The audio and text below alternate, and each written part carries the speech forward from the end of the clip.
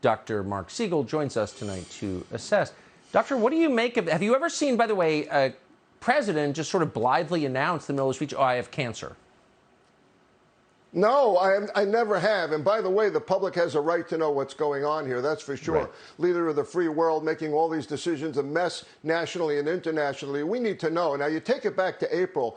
President Biden is a famous fabricator, Tucker, meaning that he doesn't always tell the truth, does he? And he has this story he's recycling. Well, asthma, I looked this up, and Delaware has less than a 10% asthma rate. So he's saying oil on the windshield in April gives him and 80% of his friends asthma?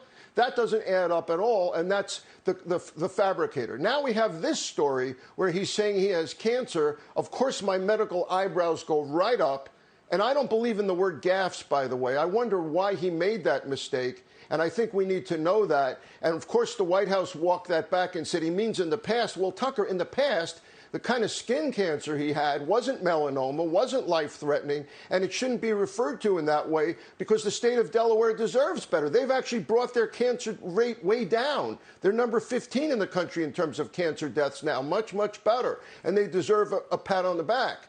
But what's going on here? Look, he lost his son, Beau Biden, in 2015 to horrible brain cancer. He could be very emotional about that still, but listen, clinically, that would lead you to have cognitive problems, wouldn't it? It would lead you to have disorientation, confusion, problems with thinking and executive function. And that's what I'm concerned about here. This president had 2 aneurysms clipped surgically. He had a bleed in the brain in 1988. He has an unusual heart rhythm. Not so unusual, but he has an irregular heart rhythm. And we heard last year on his physical that he has an irregular stiff gait. His gait is stiff. So where's the cognitive testing? Again, where's the neurological testing?